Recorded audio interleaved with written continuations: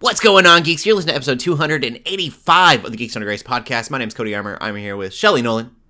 Hello. And Lj.Lowery. What up? This week, we're geeking out about the fight to be the best brawler. Spider-Men, plural. And League of Legends. Is it oversaturated or just saturated at this point? We don't know.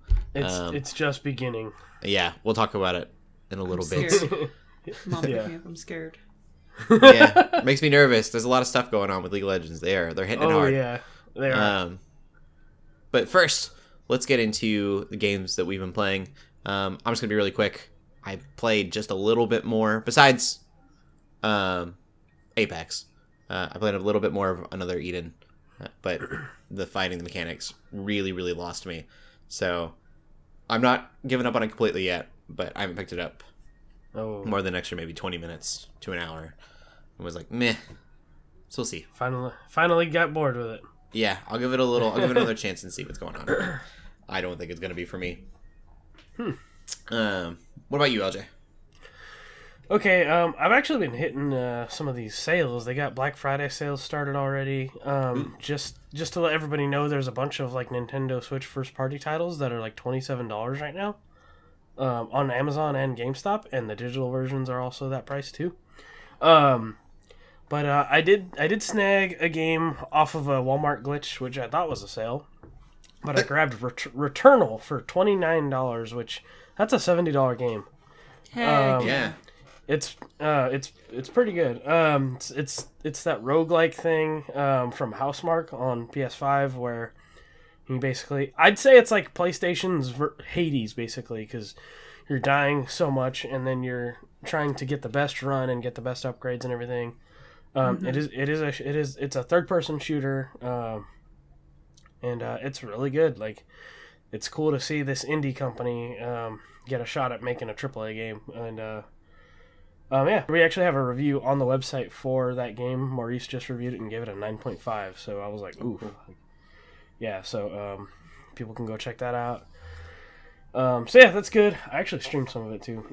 And then the next game I grabbed on a sale yesterday at GameStop. I got Guardians of the Galaxy, which Ooh. yeah, I was waiting for that for a Christmas present, but then I was like, you know what? I have like $25 in rewards points from when I traded in my Switch and stuff like that, and ended up paying nothing for it, and and then I had like a $5 off like reward. Like they get GameStop does this thing now where every month you get a $5 off coupon for like being a pro member, and so I basically paid nothing for that, and I also got Super Monkey Ball Banana Mania, I think it was, with that. Like I basically walked out of GameStop again and paid nothing, so I love doing that.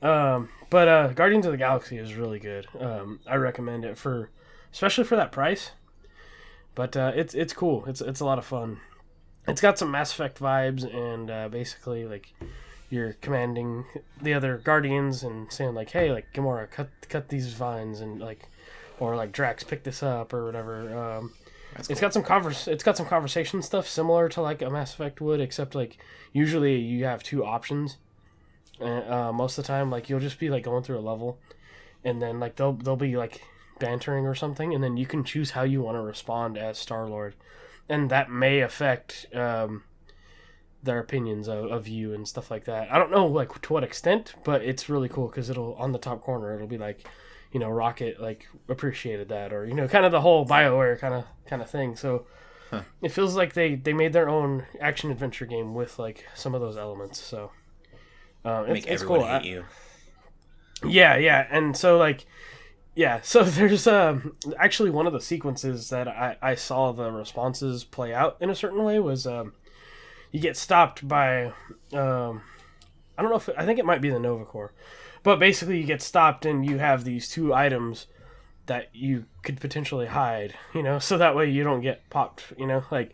But then I didn't respond quick enough because I could choose this thing or the other, and I didn't choose quick enough, and so basically when this moment came up where they're like, hey, we're charging you, like, it's this many credits to bail you out, and it'd be like, why is it that much? And then they're like, because we found this thing and this thing on your ship. And so I'm like, wow, like, so it actually would have been less if I hid one of them. Like, so I thought that was a fun, like, story reason, like, because in that scene, like, when you're choosing, Drax comes up to you and he's like, hey, cool, like while he's on camera, he's like, hey, cool, I found these, like, weapon parts, like, you know, what do you want to do with them? And he's like, those are illegal. Like, but it was just great because I didn't make a choice, and so that choice later made the price go up on their heads and stuff like that. I was like, wow, like that was cool from a story standpoint. So I don't think it's gonna have any gameplay perspective, but it's neat that there's like just those little things. So it's good. I'm enjoying it, so I recommend it. Cool. What about you, Shelley? I don't know what it is about November, but I can't stick with one game. It's kind of a problem. Like, I have all these games that I'm like partway through and like never gonna finish, and it's kind of a problem. Anyway, so I started replaying Fire Emblem Awakening. I don't know why, I just felt like I was in the mood for it. And honestly, that's a game that I've played enough times that I really do not need to finish it. It's actually fine if I stop, but that's just such a good game, man. Like, it's Three Houses. If you're only ever gonna get one Fire Emblem game and you refuse to get any others, get Fire Emblem Three Houses. But if you want to play your first Fire Emblem game, and if you have a 3DS, I would highly recommend starting with Awakening. That is one of the games that's $27 on sale right now. Heck yeah, it's worth it. It might be my favorite Fire Emblem game. I mean, Three Houses is a really, really good game, but it's sort of like how Breath of the Wild is the best game that happens to be a Zelda game, but it's not necessarily the best Zelda game because it's very different. And I would say it's a similar thing with like Three Houses. Like, Three Houses is probably the best game that happens to be Fire Emblem, but it's not the best Fire Emblem game. So, again, this is just me spreading the good word of Fire Emblem Awakening. It's just great. I'm a big freaking fan of it. It's harder than I remember too, which is great. I keep trying to just like, I feel like Three Houses, I could just kind of like throw units and like I don't have to think very hard.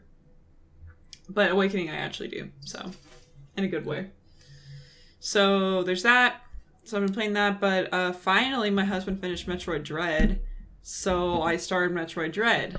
Nice. That game's also pretty hard, but I'm not very far yet, and I played Metroidvanias before.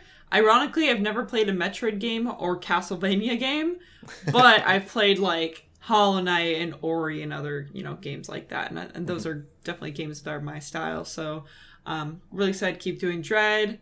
It's funny because I feel like my experience is already a little bit different simply because I've watched so much of him playing it and other people playing it that, like, facing an Emmy isn't necessarily that scary to me. It's more just like, oh gosh, now it's chasing me and I'm really annoyed, rather than like, what the frick do I do? Yeah, so, that's the closest thing to like the Mr. X Nemesis style thing from Resident Evil. Like, at some point you just end up like running past so that way you can get through. Okay, fine, I'm dead again. So, yeah.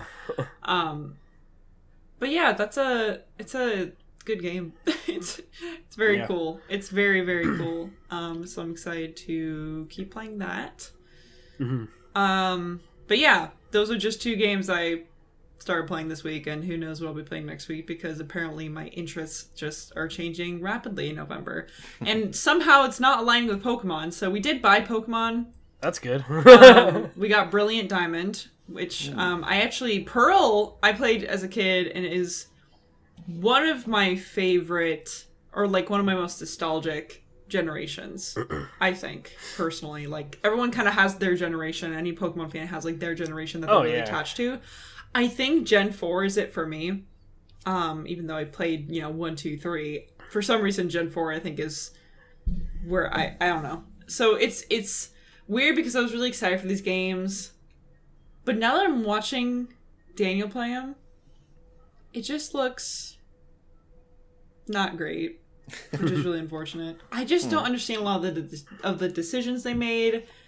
They're like, okay, we're going to have EXP share from the beginning, which I'm like, okay, cool, that's a newer sort of thing that they've done the last couple games. But then they decide that you still need to have like an HM slave right? They don't have or TMs are still single use again. It's like, why? Why did you make that decision? Like, that wasn't the case in any other recent games, and somehow you went back on that. And, I've heard a lot of people complain about random encounters. Random encounters is kind of a Pokemon staple, so it's fine. But that's I a do JRPG think staple. for sure. So it's like, I'm not gonna complain about that per se, but I don't know. Eventually I'll get around to it. It's all my friends are playing Pokemon right now, and they're all enjoying it, which is wonderful. And I hope I like it too. I just have a bad feeling that I'm not gonna like it, because it's kind of just like.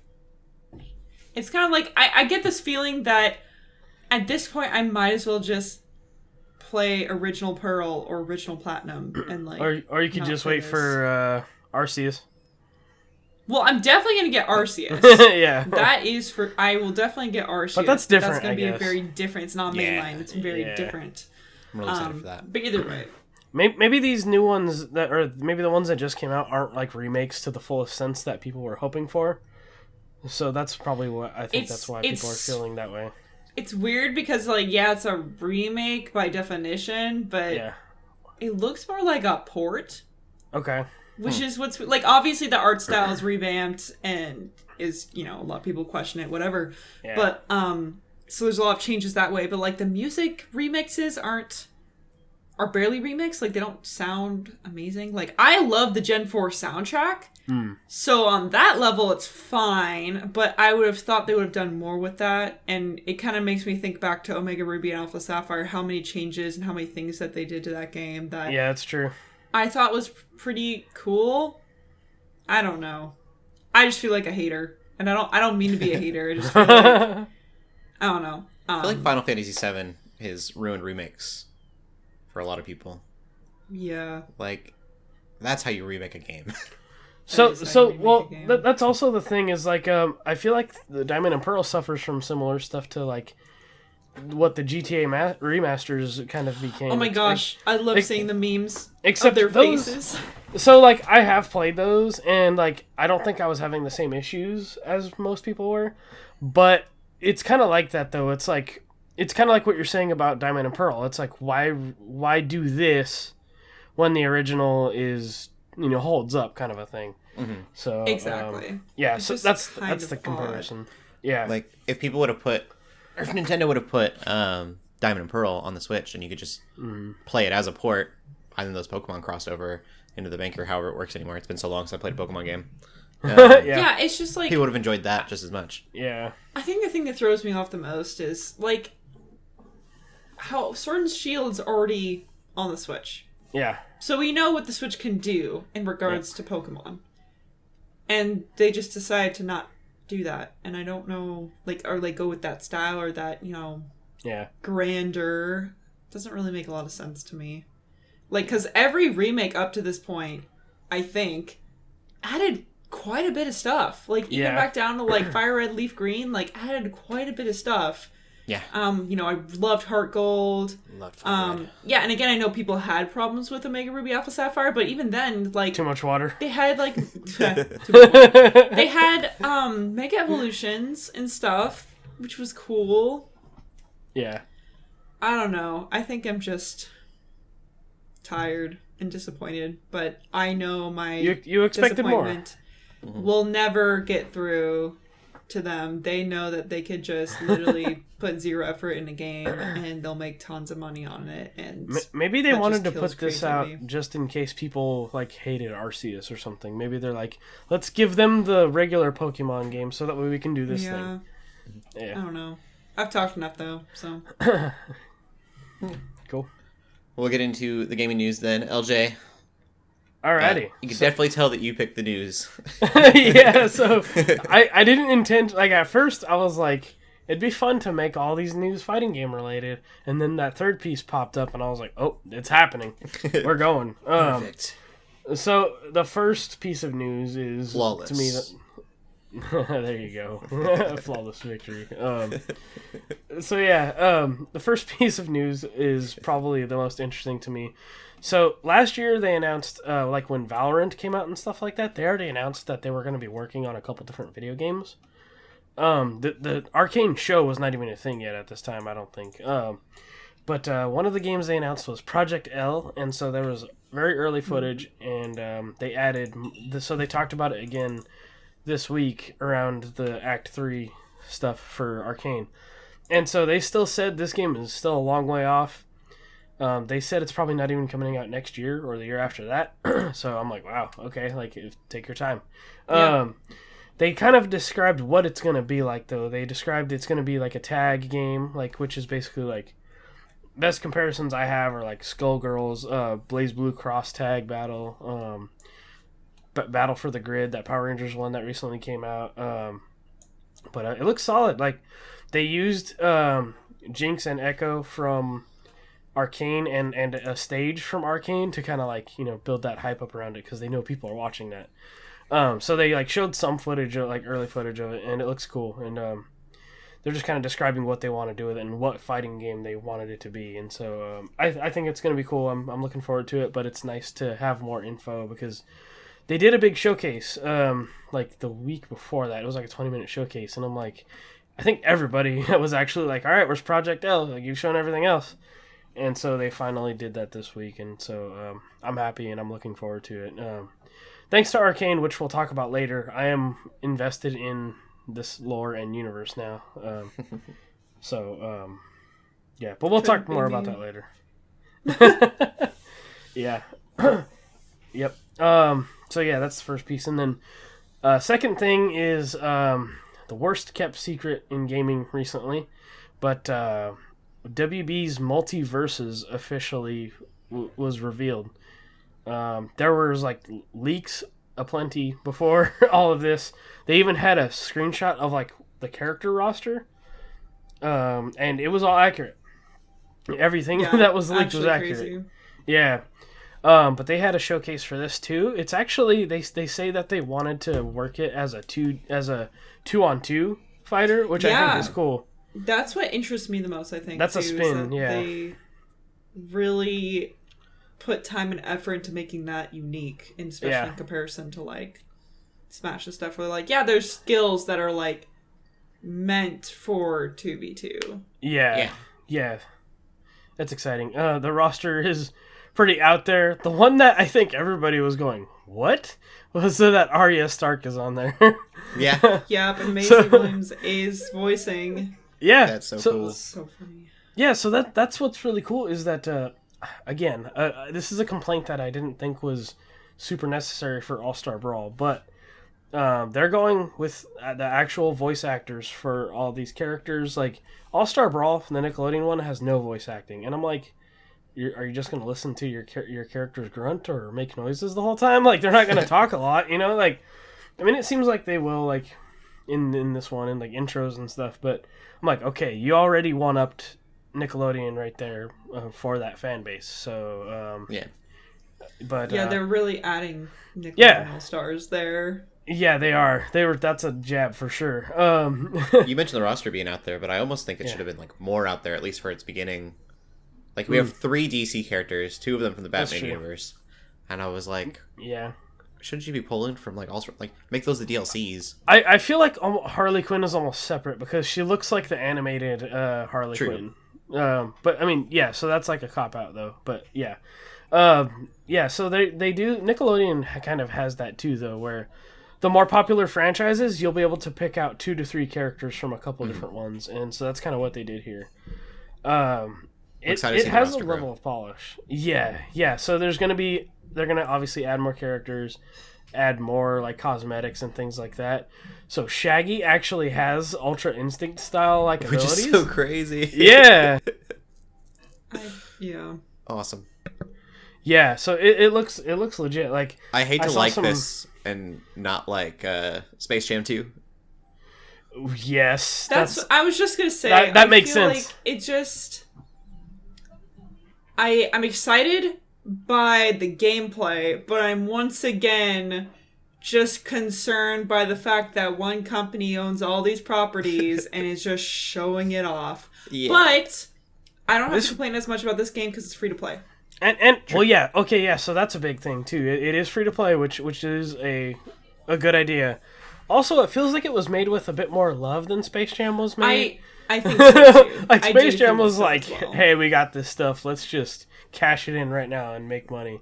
And they kind of just like did what they wanted with it. But this looks like it has like a level of polish that like you could tell like they put some thought into it. Mm-hmm. But yeah, I'm excited for it. I think they said it's coming out 2022 next year. So the next and last piece of news is also Brawler related. And speaking of Nickelodeon, we have some news that Nickelodeon All-Star Brawl is getting cosmetic DLC, which is free. And the tease was first revealed that SpongeBob is going to have his drink hat. His hat, yeah. Yeah. It's that scene where Mr. Krabs says he looks like a girl, and he's like, am I a pretty girl? You're beautiful. Yeah. So I think it's... episode. Yeah, so I think it's funny that like they're leaning into the humor and like the memes and things. Like I think that's cool. Yeah, so there's not much news to that except like, hey, we're getting more content. Like this game doesn't seem like it seems like I don't know if people have forgotten about it already, but it just seems like now that it's out, like I don't think anyone cares that much. I still like it though; it's still solid. But again, it's been a while since I've actually played it. So, but yeah, if people enjoy that game, you can expect more content out of it, and hopefully we'll get to see some roster expansions for that too. Yeah. Yeah. I hope so. Cool. That is it for the gaming news. All fighting game related. I'm so proud. All right. Well, we will get into the movies then. LJ, me and you both saw Red Notice. Netflix's most expensive movie that they've made thus far. I can kind of Just see by why. Not necessarily actors. Like they go to a lot of like exotic locations and stuff too. Well, and the actors. Right, 'cause it's like a and the spy type. Yeah. Buddy cop. It's a world trekking kind of thing. Like, yeah.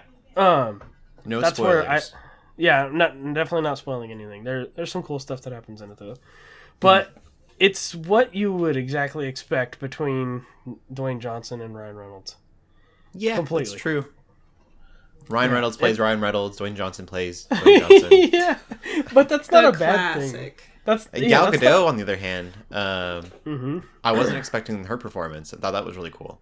Yeah, because like we haven't really seen her in much else. I think, right? Like I can't think of anything off the top of my head that's like, oh, like everybody knows her from Wonder Woman. You know, like I don't really know that she's been in a ton of other stuff. She's written with a little more comedy in this, which was fun to watch. Like, just different for her. Yeah, it was nice. Super fun though. It's one of those things where it's like, I think it was getting mixed reviews, and like I think there was people that were like not as hot on it. But I'm like, what do you expect? Like this is totally for fun. Yeah. Yeah. I definitely wouldn't have gone to the movie theater to see it. Right. Knowing what now that I've seen it, I would have like recommended it to somebody going to the theater, but I wouldn't have. Yeah, it feels like one of those movies that would have still made money even though it's not like the best, you know? Like yeah. Like a Fast and the Furious movie. Like, it's got some I got that very much Fast and Furious vibes. Yeah. Totally. A lot of weird crazy things that happen. No sense. Yeah, still not as weird as The Rock sliding a torpedo on the ice though. That was That's true. Yeah, okay. Yeah. There's a prison scene that is just kind of like so silly. I love it. Yeah, that was a good scene. I don't know. I don't want to give anything away. Like I know. Like I don't think we need like so. There. I mean, there's a twist. Is why we're trying not to say anything. Right. But it's one of those things where it's pure fun. Like it's one of those movies. Like it's a popcorn movie. Like that's simply what it is. And it's on Netflix, so it's like. Why not? Watch it. Yeah, why not? You already have it. It's not gonna. Yeah. I do think it was rated R, right? Ooh, it might have been because there was definitely Red Notice. Oh, Red Band. No, just kidding. Yeah. So, I don't know that there wasn't like any like blood or gore or anything, but it definitely had like language and stuff. Yeah, I think it was rated R, but I don't. My one while we're talking, let me look. Okay, the one thing that I didn't like, and it was right in the beginning, so that like I'm glad it didn't ruin the movie for me. They explain what a red notice is in words. like before the movie starts. They like define it for you, and I was like, you couldn't have figured out a way to write that into the movie? Didn't they just do that in the trailer too? Like, yeah, and they say it in the movie, I think too, don't they? Like, yeah, I'm like, okay, it's PG-13. Oh, it is PG-13. Okay, cool. Yeah. Yeah. I think the bowl scene is one of my favorite scenes in the whole movie. Yeah, that whole, it gets out there. It's a silly movie. Yeah. And then LJ, I guess you watched Clifford. Yes, the actually, big red dog.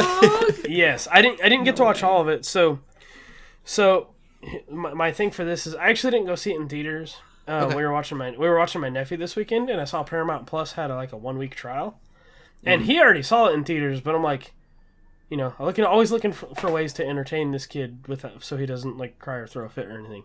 So I was like, we're gonna watch Clifford because I've never seen this either, and it's pretty good. It's decent.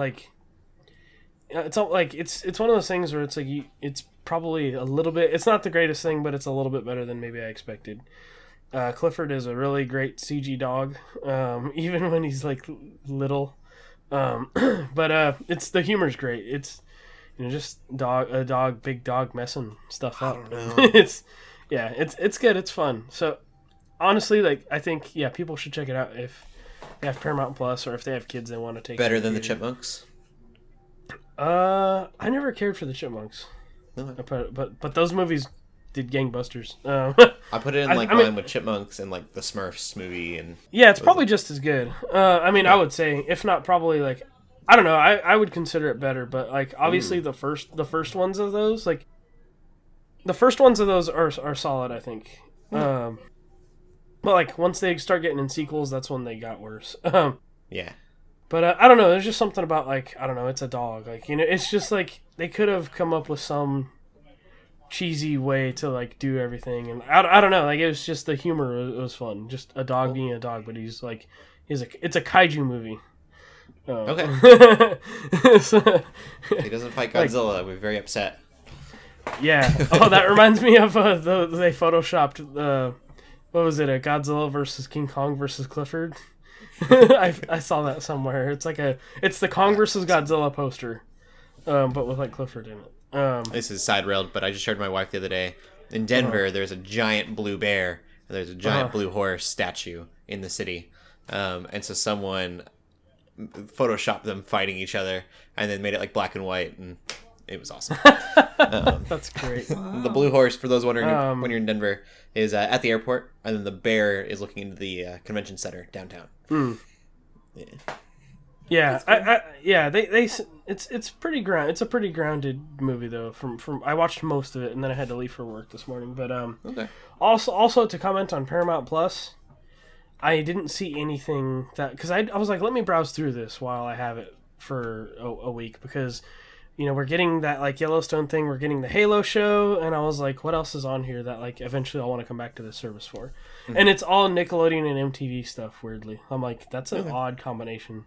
Yeah.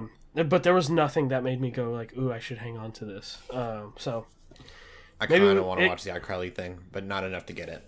Oh yeah, that's true. I didn't have nostalgia for that though. I think I was already a little bit older when iCarly was a thing. I watched a lot of iCarly, but I really don't have any desire to go back. I don't want my life ruled by nostalgia. If it was Drake and Josh, I would be super into it. I guess if it was Drake and Josh, I would give in to nostalgia. Didn't Drake get in trouble for some super shady stuff though recently? Oh, I don't know.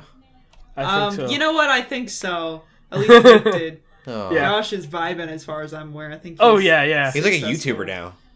Yeah, he's on TikTok. He's doing a lot of stuff. Cool. Anyway, yeah, Paramount Plus may not be worth it in my opinion, but not yet. We'll see. I did watch Dune. I mentioned that the last time I was on the podcast. I finished it. It's good. I understand the Lord of the Rings pacing that everyone compared it to. Yeah, I almost want to watch it again because I'm worried that I missed stuff within it. I don't rewatch movies ever. That's cool. Yeah, there was a point where like my eyes stayed glued on that thing. Like I did not like I was like zeroed in on it. Like so it just like went real quick for me. Yeah, I know the some color people don't grading's like the really pacing. cool, and that's not something that I usually notice in a movie. Yeah. I don't know. I really like the pacing. I don't know how others felt about the pacing. Yes, I think there's some people that really don't like it, but I'm like, I don't know. It just knowing that it was a part one probably helped, but I liked it. It like because there was a certain point, like I was saying, they spent like 30-40 minutes on build up, and then they just let it roll from there. Yeah, it ends in a weird spot. So yeah, it does. There's a real, I'll just say an epic scene in about the middle of the movie that feels like it should be the end of the movie. Yeah, and then it just keeps going. But it's fine because it's good and you get hooked into it and you want to know more about this world and you're kind of just left sad that it's over. Yeah. I left, I ended it going like, I cannot, like, I'm like, I need the next part, like, ASAP. Yeah. Like, if it was out, I would have kept watching, probably that night. Yeah. Oh, definitely. So Dune, highly recommend, definitely not overhyped. It's almost sad that it's during all this COVID stuff and movie theaters are just now coming back because I think pre-COVID it would have done really, really well. Yeah. Not that it's done poorly so far, but... Yeah. Like I said, I was nervous about seeing it in theaters because I was concerned that the pacing was not going to be good and I was going to get bored halfway through it. But I didn't. Looks wonderful.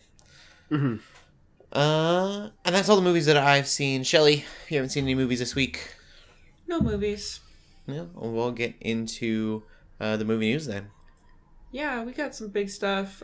First, I want to talk about the Kojima productions. They're going to be doing TV and movies. This is something that I think we heard rumors about a while ago, but I'm pretty sure this is confirmed now that they're going to be Kojima's been wanting to for a long time. He makes games as if like he is making movies. So. Exactly. I'm like, I feel like this is right up his alley. Yeah. I mean, we didn't get their source, so someone heard it first before us. But yeah, that's true. You could have heard it first from us. Yeah. It was early. There was a lot of rumors and a lot of like talking about how he wanted to do that, and so now it sounds like he's getting to.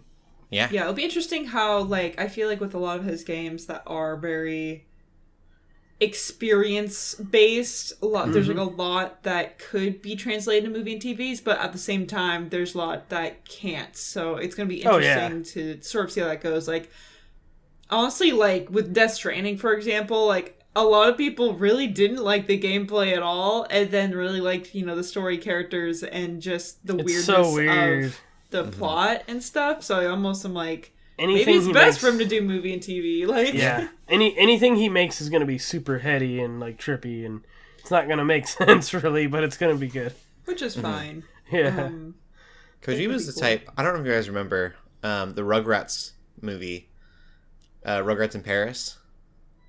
I don't know why I'm like, where is this connection? I got a point. I have a point, I promise. Okay. Rugrats in Paris had a scratch and sniff ticket that you would get at the movies with your ticket. Yeah. And you would scratch it to smell certain things within the movie. Okay.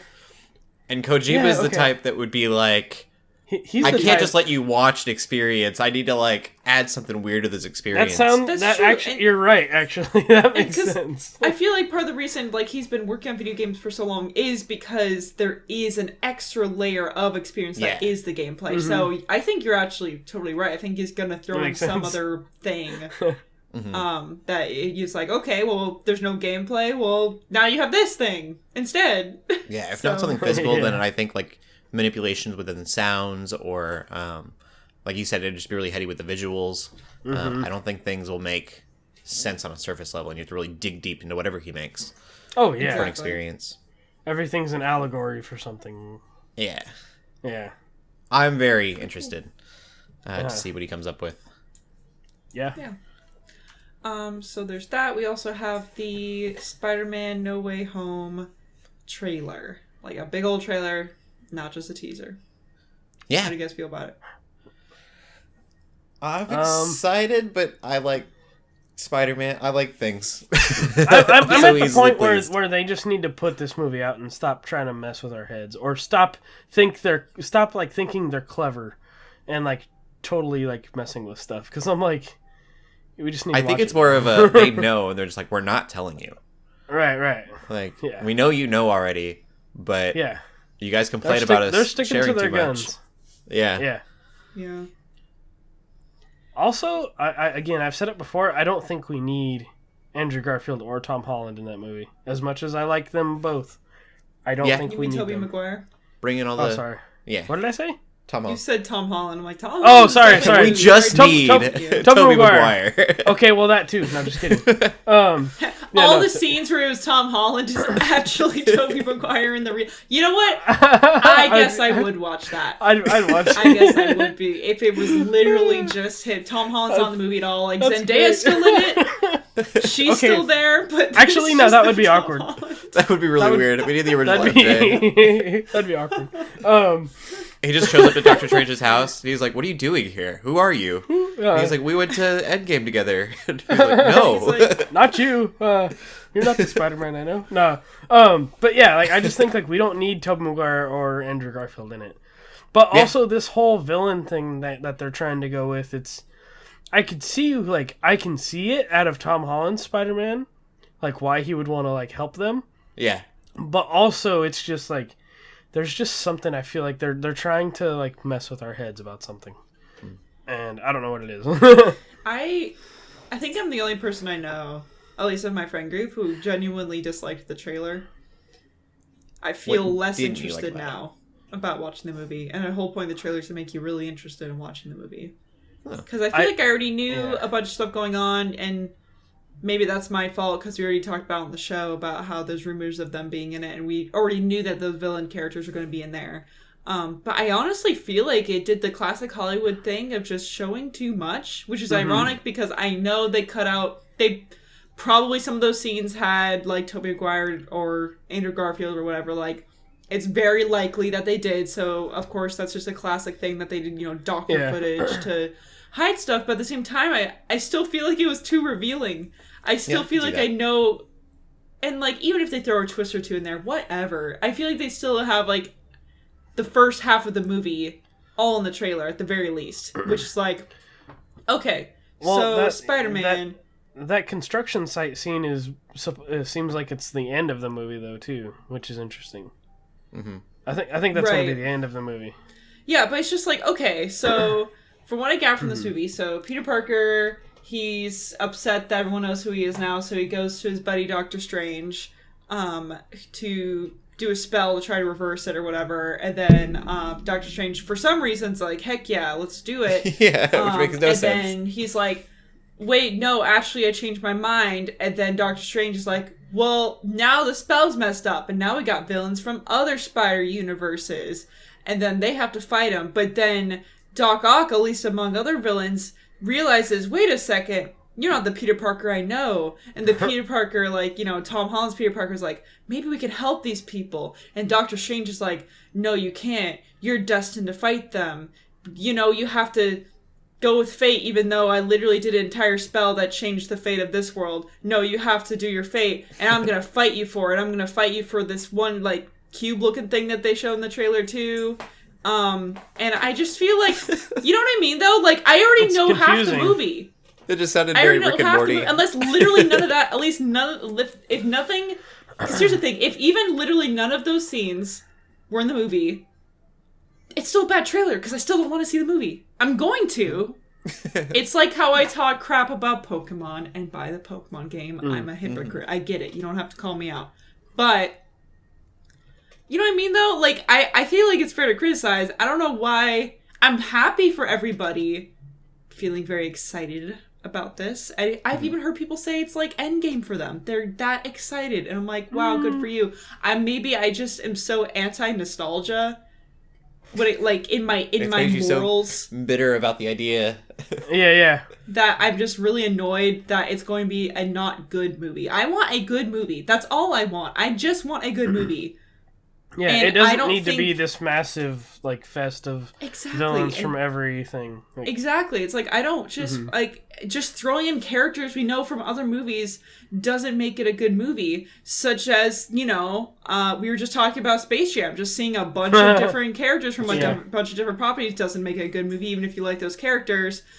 Same thing with Ready Player One. Same thing with, I mean, anything, right? Like, oh, we just have a bunch of characters or characters that you used to know, and now it's here, and therefore you like it because, you know, serotonin in your brain. It's like a child just dumping out a bucket of action figures and going, all right, who's going to fight today? Yeah, it's... Yet, I don't know. I'm still going to be disappointed if there's no Daredevil. There's definitely not going to be. But now with She-Hulk, we might get that. That would actually be interesting, though. That would... Yeah, I know it would be. I'm all about it. I just feel like, I'm all about it. I just feel like when it comes to, like, this trailer, for example, or sort of how I ranted about Pokemon earlier, you know how people sometimes say that they're an old soul because they're very wise or they feel like they're very mature for their age? Yes. I feel like I'm an old soul because I'm cranky all the time. And my default reaction to things like this is just bitterness and saltiness and anger and frustration and just feeling really tired. I think they call it pessimism. You know, I just think it's all too soon. Like, where does Spider-Man go from something like this? Like, yeah, it's like, I understand that... Yeah. I understand that very clearly is the next step to the MCU. Like we talked about, you know, Doctor Strange Multiverse of Madness, right? This is going to be kind of a setup for that. And I very much understand that. And I just want good movies. That's all I want. Like, I liked Eternals enough, and that was totally new to me. Like, they didn't have a single thing in there I, like, knew and recognized, and it was super They just name-dropped stuff. That's all they did. They name-dropped stuff, and that was fine. And yeah, sure, there was a lot of weird stuff in there, but overall, I really liked it, and maybe I just want to see more of that, like, with this upcoming wave, but I'm just a little bit scared. Even if it's, like, X-Men, I feel like X-Men is still slightly more acceptable, in my opinion, because that's not something we've seen at all in the MCU at this point, whereas I feel like Spider-Man's a staple. I don't know. I don't know how I feel. Confused. All I know is that I'm just annoyed. That's it. Yeah. Mildly annoyed. Yeah, I think I've realized I'm more confused than I was before. So I'm like, okay, what are you guys trying to do here? Like, what are you trying to say? Yeah. It's weird. I think, agree with Shelley in that everything was pretty laid out to me. I know exactly how this movie's going to roll out.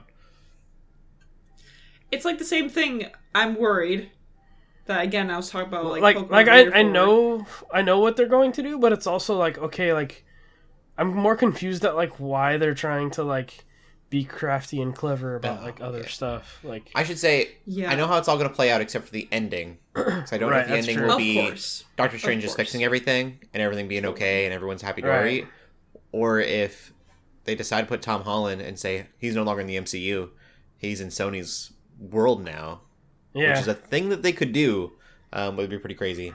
That would actually be nuts.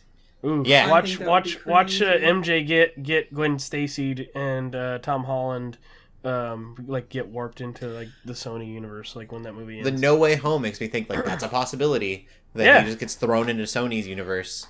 So I think other people are like, if we do see Andrew Garfield and Tobey Maguire back, which when we probably will, my hope would that be like that scene right there when MJ is falling.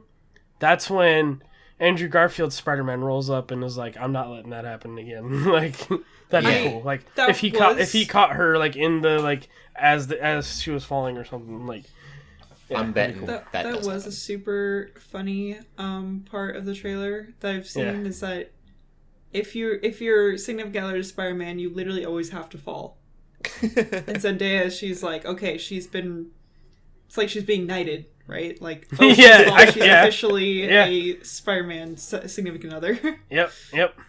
But Gwen Stacy's notorious. That one's notorious because she died. And she basically died in the comics. Spoiler for such a good movie that everyone. I think Andrew Garfield's Spider-Man will redeem himself by saving MJ. That's true. Cool. That would be cool. But like Gwen Stacy dying is a comic book thing, like completely. Yeah, that's true. One thing, okay, fine. I will say one positive thing. Okay. I think it is really cool. The Green Goblin's lines Yeah. I thought those were really good because that's that's always his thing is like, oh, you can't have everything, you have to choose one, and that's clearly very reminiscent of his internal struggle with the whole movie is going to be like, oh, should everyone know that I'm Peter Parker? Like, should I be trying to get everything, or just save what I can, or whatever? And obviously, I think that's actually a very clever fit in with how Green Goblin as a villain works. So I do think that's cool.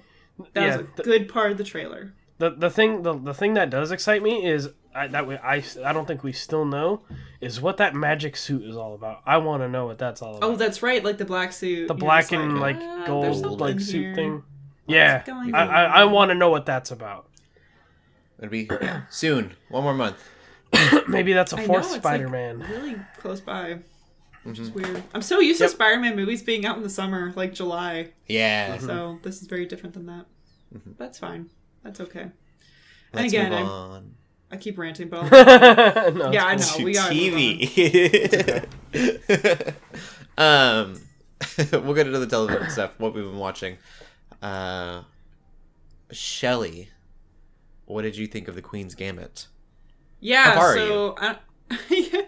I don't really know. We finished it. Okay. Cool. So I don't know what's up with me and Daniel is that we always end up watching things or playing games or whatever like way after they're popular. Not like way after, but just like there's like a big freaking hype for it. Everyone's talking about it, and then it dies down, and then 5 months later, then we'll consume that media. I don't know why, but so we watched The Queen's Gambit. It's really good. It's a really good show. I love the characters. I just really loved the direction it went. It impressed me in that way. I feel like I'm so... And again, I don't want to, spoil anything, but I feel like I'm so used to shows that just kind of have, a sad or bad kind of ending. I don't know. Maybe that's already revealing too much, but I feel like I keep seeing, shows and movies where you want something to happen, but then they're like, no, you're not going to get that thing because the world sucks, or some message, or people are bad. It's like, I know that, but I want something good for this character. I want something, this person deserves this thing, or whatever. And so that, it was just it's a really good show, and I'm just glad I felt really good by the end of it. Yeah. And that, I liked the ending. I liked all of it. I mean, obviously I'm only talking about the ending, but I really liked all of it. I don't really have much more to say, but it's really a short show. I mean, granted, most of the episodes are an hour long, but it's only one season, and I really definitely don't want to get another. It doesn't need another. No, I would hope not. Also, it's weird because I didn't realize it was a limited series. Mm-hmm.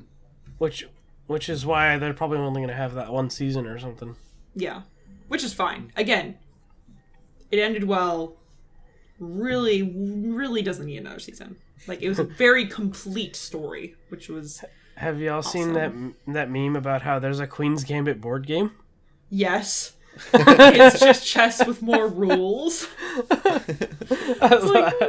what? Why would you do that? Oh, yeah. I just love and there's a little extra episode that sort of goes into a making of Queen's Gambit. I thought that was very fun to watch too when we were done. Oh, I didn't watch that. Yeah, it was really cool. Just they explained some of the decisions they made. And yeah, I don't know. I want to go watch videos. I know there are videos out there. I want to go watch videos of people breaking down the matches that she has, because I know that they have them. That's cool. I'm interested to. I don't really play chess, but at least I'm sure a lot of enthusiasts got into that though. Yeah. Yeah. I mean, they had to have done their homework. Oh yeah. I mean, yeah. That's what it looked like. I was even thinking too. I was like, I mean, these actors are so talented anyway, but it's the fact that you also have to play a game and actually move the pieces in a way that is literally playing the game, but you have to act how you're thinking through that process and react and make sure the timing makes sense. That's just really impressive. Yeah. Really impressive. Cool. And then LJ, you've watched a bunch of TV shows that I want to watch but haven't yet. Go ahead. Yeah, so I guess maybe I can talk about Arcane a little bit more too when we talk about season 2. But I finished that show. So they did this thing where they released 3 episodes one week, 3 episodes the next, and they released Act 3 last week. Oh. And on a Saturday for some reason, because I woke up Friday and I'm like, ooh, I'm gonna watch this. Like I had the day off. Then I was like, oh wait, it comes out Saturday. And I'm like, who puts out shows on a Saturday? But I finished it. It's so good. It's one of those things where I make the comparison to like Dragon Prince and like Ruby and stuff like that, because you know how those are like Avatar, like those shows are like deeper than like they probably have any right to be. But they're good because of that. Like there's like these relationships and different like themes they explore. And so Arcane kind of does that. And so you don't have to be a League of Legends fan to watch it. So well, that's good cuz yeah. I have no idea. I didn't get into well, I mean I've played some in the past, but like I'm not a League of Legends player, but it's cool. Like it brings like some story to these characters that are in the game and kind of sets up that world. And they are going hard setting up the world of Runeterra. Like they've come out with a couple games now. We mentioned the fighting game earlier. There's a turn-based RPG. They're going hard on that right now. So I recommend it. It's a good watch. Especially like if you have Netflix and if you're into animated shows. So I'm so excited. Yeah, it's good. And then the other show I only watched 3 episodes of, but I did watch Cowboy Bebop. And on my list, I need to watch. I will say that I think there again with any adaptation, there are some people that are not happy, but it's like yeah, you expect that. With this, I think it you know the original anime had a fun vibe to it. You know, it just has this style, and this show has that as well. But it's almost like it's being cheesy and campy because it wants to be. Like, it's trying to be. It's not taking itself seriously at all. Yeah. And it's, like, honestly, like, to me, it feels about 5 steps away from being something equivalent to, like, Adam West's Batman. You know, like... That's crazy. It's that cheesy, but it's good, though, and it's fun, and it's meant to be a ride. Like, you're not... you shouldn't go into that show expecting something serious at all. Okay. I definitely seen fun. Trailers and stuff was like, is this Firefly? Because I've never seen the anime. Okay, well, so the anime is very much a, the space western. Yeah, it's a space western. So it's very much space western, and they throw other things there in between. But it's not like they're trying to give it that dusty old look like Firefly kind of does, and it's very much a modern style. Like, okay, honestly, if I had a comparison to make, like. Is the video game Deathloop that just came out? I feel like that is a very similar style, and so I'm like, ooh, if they made a Deathloop movie or show, this would be it. Cool. It just has that fun vibe that just it's got style, and so I think it's good. But that's me. Like I've watched the anime; it's been a long time, but this is actually good compared to other adaptations. So cool. It looks fun. Yeah, and that's all it needs to be. Like, I think people should stop getting bent out of shape about certain things. Because, like, it is an adaptation. It's not like they're trying to be, like... This one is definitely trying to do its own thing. It's not trying to be, like, a one-to-one creation. So. Right. It's close, though. It has the things people want. Cool. Except Faye isn't, like, some, like hot anime girl, like, or some supermodel or something, like hot anime girls like, don't exist in real exactly life? So wait, it's like but they didn't cast some like supermodel to play Faye or anything like that, like like, and so I think that's another thing people got bent out of shape at for a while, and I'm like, they didn't need to, like, they can do what they want, like, so right. So yeah, because that's part of that character's thing is like her attractiveness and stuff like that, and so in the anime, so yeah, check it out, it's good. Let's see, what else did I talk about, or what else do I have in there? Oh, Mythic Quest. This is another service. I feel like I have most of these services downloaded on something now, which is sad. When you sign up for Apple Plus on PlayStation or like consoles, you get 6 months for free right now. Ooh. So that's a good deal. So yeah, I've heard it's really good. Yeah, so there are shows like Ted Lasso that I want to watch. that I haven't watched yet. Mythic Quest is one about a game development company, which they're basically making they're basically making a World of Warcraft type of like MMO thing. Right. Yeah. It is adult humor, so go into that knowing that. And it's hilarious because like there's some partnership with Ubisoft there, because there's like clips of like For Honor and Assassin's Creed like in the transitions and stuff like that. Like, so it's weird. Last thing is that there was an episode where I noticed there was a Lecrae song in one of the episodes. It was a song that was on Tadashi's album, Nothing I Can't Do, and it's like this like hype, like it's a great workout song or like a great like high energy song, but it was just so out of context within the scene. I was telling Caleb about it because he's the one who like told me like, dude, you got to watch this show, and so. And I messaged him and I told him, I said, dude, there's totally a Christian hip hop song in there. He's like, what, really? And I was like, yeah. Like, the song is totally about like, you know, overcoming the world's like pressures and like peer pressures with the power of God, basically. Like nothing I can't do, you know, like the theme is like, you know, like not listening to the world, you know, like, and I'm just like, what the heck? Like, this is so weird. Like, somebody had to have been a fan or something. Like, I have no idea. Or it's even more funnier that it's just out of context, like, used. But anyway, it's a good show. I'm enjoying it. Cool. So, yeah, that's all I've watched. All right. Well, I have watched. I wanted to watch Arcane, but my wife has been home all day, my day off. So I watched something that she wasn't going to watch, and that is Tiger King, season 2. And I'm 3 episodes in now. Maybe 2.5 episodes in. So is it?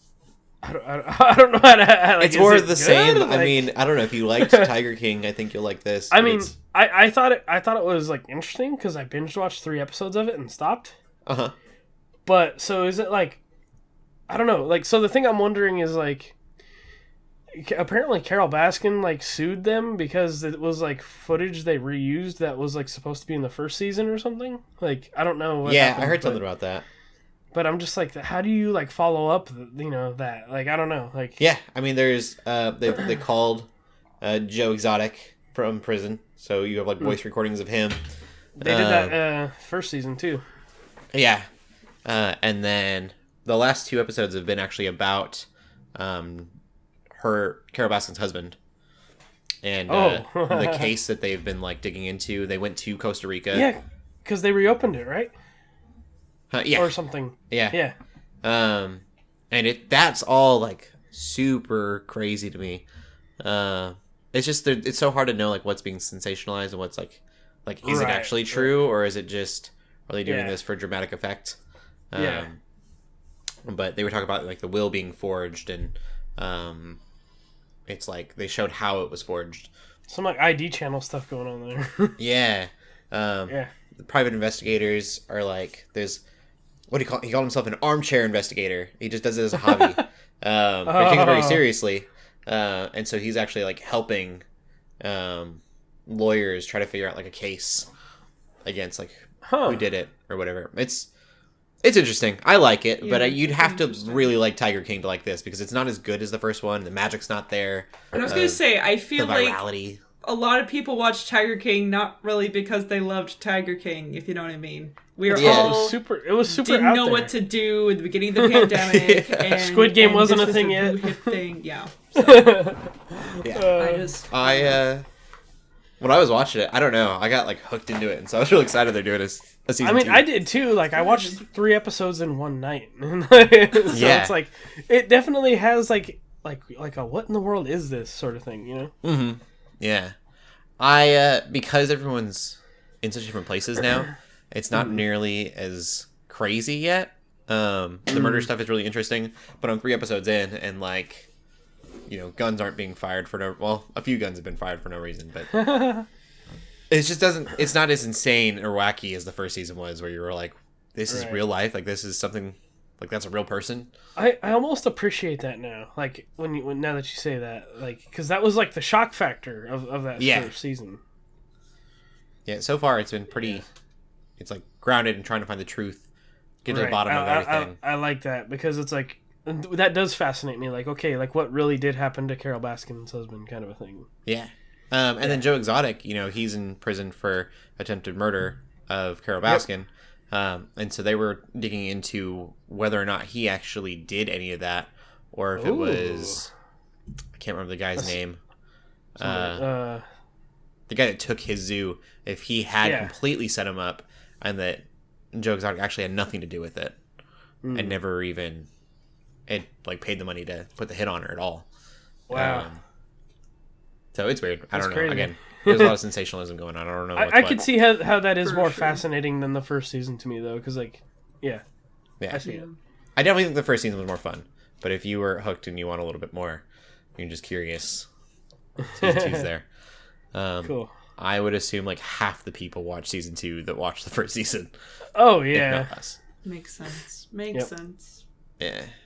But yeah, that's what I've been watching. We'll get into the TV news. Arcane, LJ, you mentioned it's getting a second season. Yep. So that's been announced on Netflix already.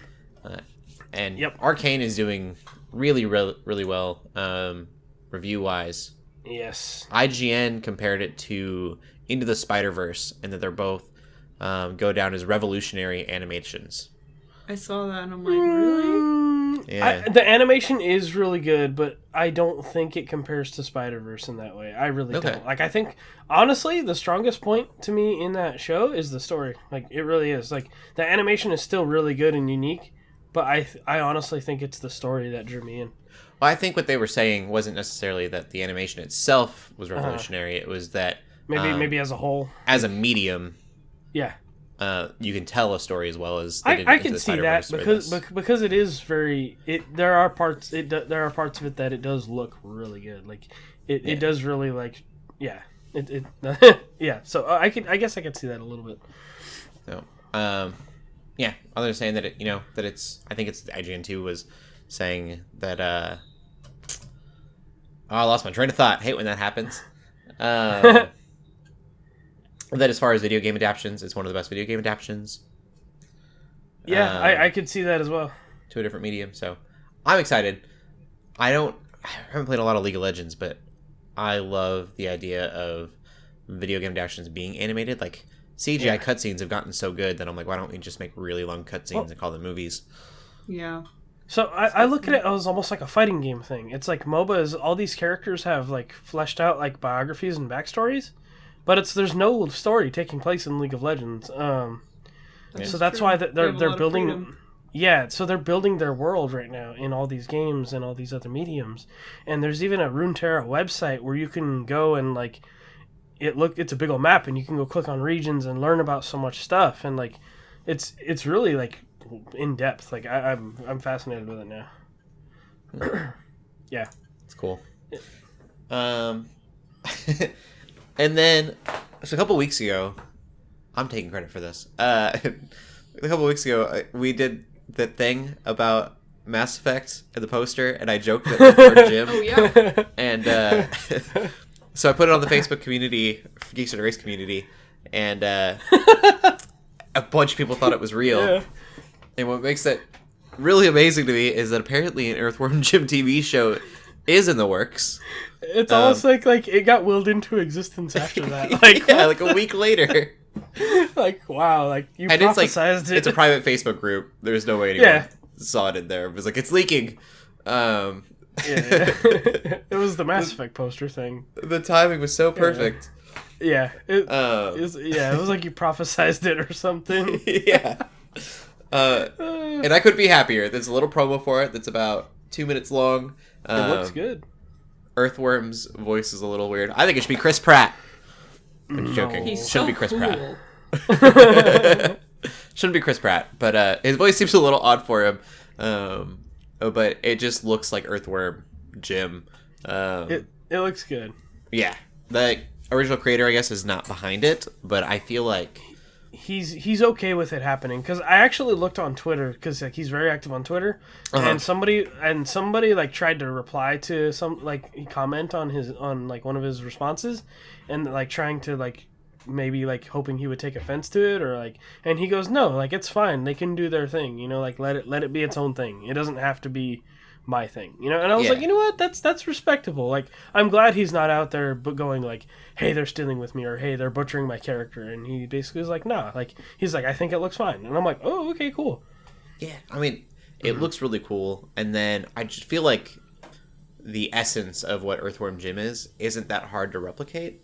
Right. Like, it's just real weird, off the wall stuff. I don't know. It's just goofy and silly, and I think that like it wouldn't be that hard to take the character and get the essence of that character into a show. Yeah, it's gonna be great. Well done, Cody. Yeah, well done. Indeed. That game is amazing. I played it on Sega I used to have Genesis. action figures. Like there was like a cartoon and everything. I don't remember the cartoon. Yeah. Played the game. I had an action figure. There was like, it was like short. I think it got merchandise and all kinds of stuff for a short time. Yeah. Shoot. He was in Clay Fighter, a fighting game on the N64. No. Because Interplay, the company that made those games and the Clay Fighter game, More fighting are games. I didn't realize what I was doing there. But yeah, he was in that fighting game. So cool. He's infiltrating everywhere. Yes, he is. I met you. Oh, with your fighting game. I was gonna make a joke and say that Earthworm Jim is digging his way, burrowing through the whole... Nah. He's an Earthworm Jim without an Earth, so he's on his way to Earth. I've successfully sabotaged TV news as well, so okay.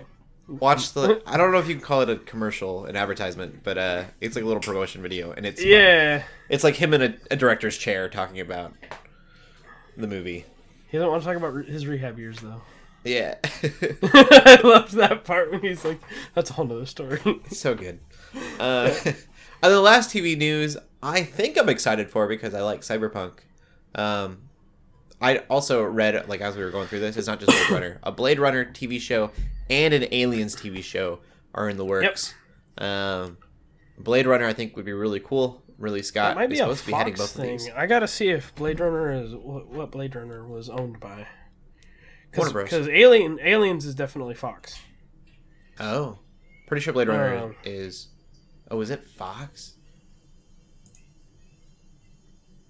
I don't know. Oh, anyways. I'm looking. Aliens would make sense because HBO Max did that, like, Raised by Wolves that felt very Aliens. Oh, yeah. Let me see. So I kind of get that. Mm-hmm. I swear Blade Runner had a big red logo at the beginning of the movie. I would not But it could have been a Fox logo. It was just red. That's all I remember. Yeah. It was a gold logo that wasn't gold. It was red instead. Anyways. It doesn't say anywhere about where they're going to be streaming on. I figured HBO Max was the obvious one, but that's why I was looking. Warner Bros. Owned both of them. Yep. Well, let's see. Wikipedia, your source for everything. Oh, Warner Brothers. Okay, it's Warner Brothers. So for both or just Blade Runner? For Blade Runner. So that might be going to HBO Max. And then the Aliens show, they'll have a xenomorph, and it'll be a Disney princess. It'll be that'll probably show up on Hulu. That makes sense. Because that's where the Predator thing is going. That's our assumptions, at least. Yeah. So, yeah, because the movie, I don't know if the entire property is owned by Warner Brothers. They could do weird. TV rights and stuff gets so muddled. So then 2049 is actually distributed by Warner Brothers so it is Warner Brothers. Okay. HBO Max.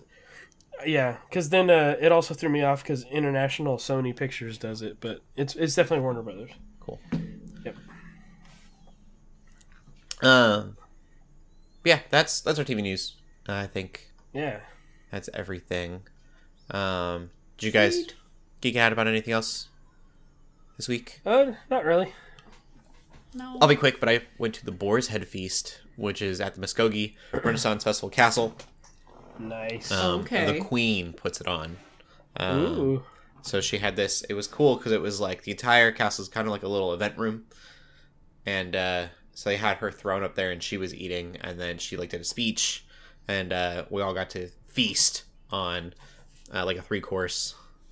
It was 3-course meal, but it was like corn on the cob, and yeah, nothing super fancy. But we got to dress up and watch shows and skits, and our servers were absolutely amazing. They were in character. Okay. We had, I can't remember the one's name. He said it like 5 times. Marlowe, something Marlowe, and then William Shakespeare. And one of the guests was like, drop a sonnet. And he's like, do you just tell me to drop a sonnet? And he was like, yeah. And so he tried. He had some of it memorized. It was really good. That's but yeah. That's amazing. Yeah. They were very quick on their feet. Definitely improv actors. That's good. It was really, really cool to watch.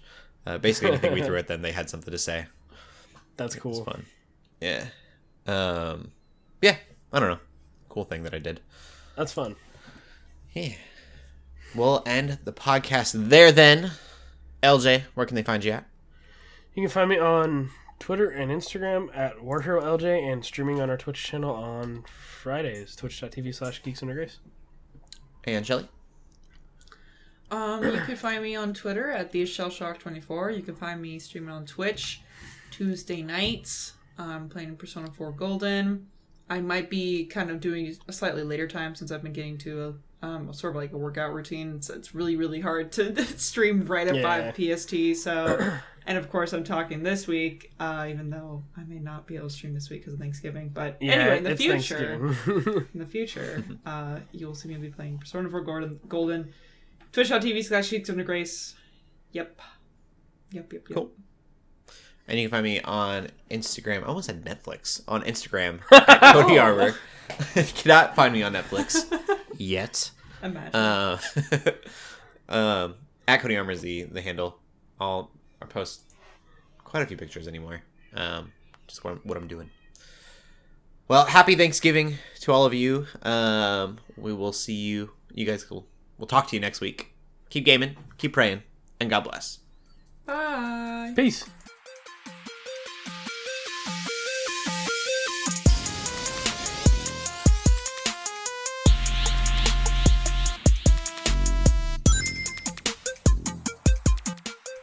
We hope you enjoyed this episode of the Geeks Under Grace podcast. We love hearing from you, so feel free to ask us questions or just comment on the show by using the hashtag GUGcast on Twitter or by joining the GUGcast questions channel in the Geeks Under Grace Discord. If you like this episode, consider leaving a review or rating of our show on your favorite podcast app. If you want even more Geeks Under Grace, you can always go to geeksundergrace.com. We love you all so much, so thank you for listening.